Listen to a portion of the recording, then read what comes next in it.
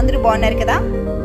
Robert green రాసినటువంటి 48 loss of power నుంచి 22nd law, use the surrender tactic, transform weakness into power. మీకంటే బలవంతులైన వారి చేతిలో మీరు ఓటమికి సమీపముగా ఉండినట్లయితే వారిపై మీరు గెలవటం కోసం లొంగిపోవటం అనే యుక్తిని ఉపయోగించండి అంటారు రచయిత. మన చుట్టూ ఎంతో మందిని చూస్తూ ఉంటాం. గొడవలు లేకుండా, పోట్లాటలు లేకుండా, కేకులు వేసుకోకుండా ఒక్క కుటుంబం కూడా ఉండదు. ఏదో ఒక సందర్భంలో అసహనాన్ని వ్యక్తం చేస్తూ ఉంటారు.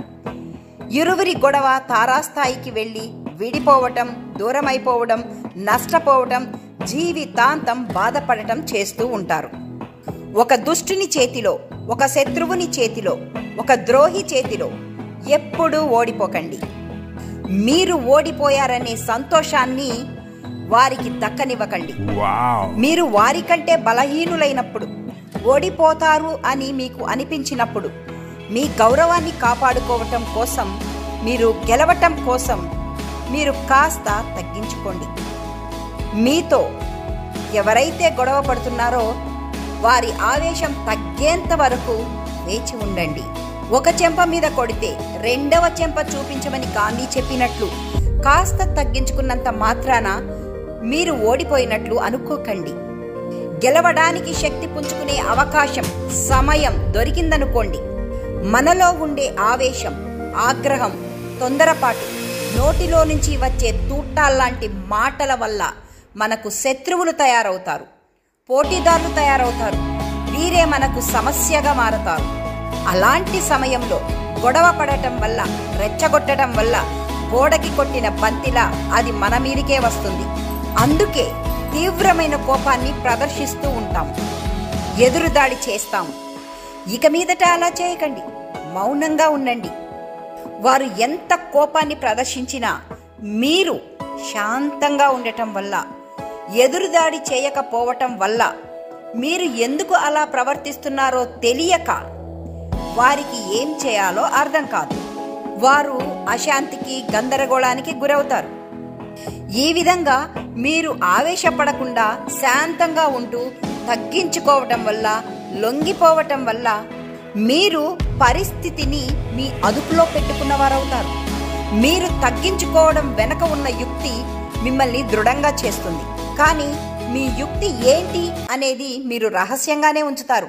దీనివల్ల శత్రువు కోపాన్ని పెంచే అవకాశం మీ నుంచి రావట్లేదు కాబట్టి వారి కోపం మరింత ఎక్కువ అయ్యే అవకాశం ఉండదు. మనకంటే శక్తివంతులైన శత్రువుని ఎదుర్కోవలసి వచ్చినప్పుడు, ఓటమి తప్పదు అనే పరిస్థితిని ఎదుర్కోవలసి వచ్చినప్పుడు పారిపోయే కంటే, ఓడిపోయే కంటే, గొడవపడి యుద్ధం చేసే కంటే మీ శత్రువు దగ్గర కాస్త తగ్గించుకొని ఉన్నట్లయితే అతని బలహీనతలు తెలుసుకోవచ్చు, అతని ప్లాన్స్, ఎత్తులు తెలుసుకోవచ్చు. అవకాశం దొరికిన వెంటనే అతనిపై గెలుపు సాధించవచ్చు. ఉదాహరణకు, పెనుగాలికి ఎదురొడ్డి నిలిచే సింధూర వృక్షం తన కొమ్మలను ఒక్కొక్కటిగా పోగొట్టుకుంటుంది. చివరికి తనకు కాపాడుకోవడానికి ఏమీ మిగలకపోయేసరికి చెట్టు మొదలు విరిగి పడిపోతుంది. కానీ వంగిన సింధూర వృక్షం ఎక్కువ కాలం బ్రతికి ఉంటుంది. దాని మొదలు లావుగా పెరిగి వేర్లు లోతుగా, బలంగా నాటుకుంటాయి. మీరు గుర్తుంచుకోండి, మిమ్మల్ని ఓడించడానికి మీ శత్రువులు మీ పక్కనే ఉంటారు. అవకాశం వస్తే ఎప్పుడు మృంగుదునా అని ఎదురు చూస్తూ ఉంటారు. మీ నాశనం కోరేవారు, మిమ్మల్ని పైకి రానివ్వకుండా అణగద్రొక్కేవారు, మీ ఎదుగుదలను ఓర్వలేనివారు మీతోనే ఉంటారు. మీ స్నేహితుల రూపంలో, మీ బంధువుల రూపంలో, ఇరుగు పొరుగు వారి రూపంలో, ఉద్యోగం చేసే దగ్గర, అన్ని చోట్ల మోసం చేసేవారు ఉంటారు. జాగ్రత్త. సాధ్యమైనంత మట్టుకు అందరితో ప్రేమగా ఉండండి. ఎవరిలోనూ తప్పులు ఎంచకండి. మీ తప్పులు మీరు సరిచేసుకోండి. ఆనందాన్ని, సంతోషాన్ని పంచిపెట్టండి. కుట్రలు, కుతంత్రాలకు దూరంగా ఉండండి. మీ పైన ఎవరైనా కుట్రలు, కుతంత్రాలు పన్నినట్లయితే తెలివిగా తెలుసుకోండి. 48 లాస్ని ఉపయోగించి తప్పించుకోండి.